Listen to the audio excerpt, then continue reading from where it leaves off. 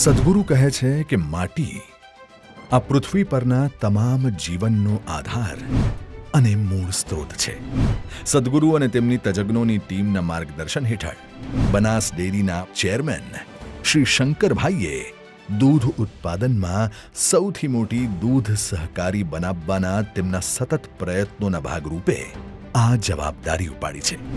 એ જાણવું જોઈએ કે બનાસકાંઠા દુષ્કાળગ્રસ્ત વિસ્તાર છે, જ્યાં જમીન બંજર બની છે અને ફળદ્રુપતા ઘટી રહી છે.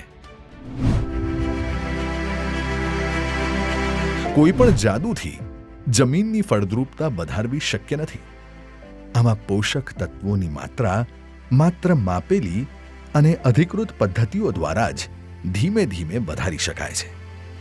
બનાસકાંઠાના ખેડૂતો માટે જિલ્લામાં માટી પ્રશિક્ષણની સુવિધા નથી અને આ જ રીતે સોઇલ ટેસ્ટિંગ લેબોરેટરીનો જન્મ થયો. આ પ્રયોગશાળા ન માત્ર માટીના ભૌતિક અને ગુણાત્મક પરિણામોને માપે છે, પરંતુ દેશમાં પ્રથમ વખત તે માટી જીવંત હોવાના પુરાવાને પણ માપે છે.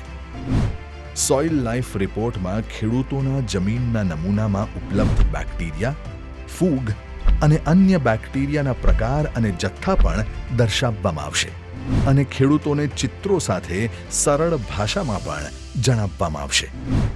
આ અહેવાલ દ્વારા ખેડૂતો તેમની જમીન જીવંત હોવાના પુરાવાઓ અધિકૃત રીતે જોઈ શકશે અને આ નવી સમજણથી જમીન પ્રત્યેની સમજમાં મૂળભૂત પરિવર્તન આવશે તે સ્વાભાવિક છે. આવા અહેવાલોની મદદથી ખેડૂતો દ્વારા રાસાયણિક ખેતરોનો ઉપયોગ આપોઆપ ઘટશે, કારણ કે ખેડૂતો આ રસાયણોનો ઉપયોગ જરૂરિયાત મુજબ જ કરશે, કારણ કે હવે તેઓ જાણે છે કે રસાયણો જમીનમાં રહેલા બેક્ટેરિયાને મારી નાખે છે.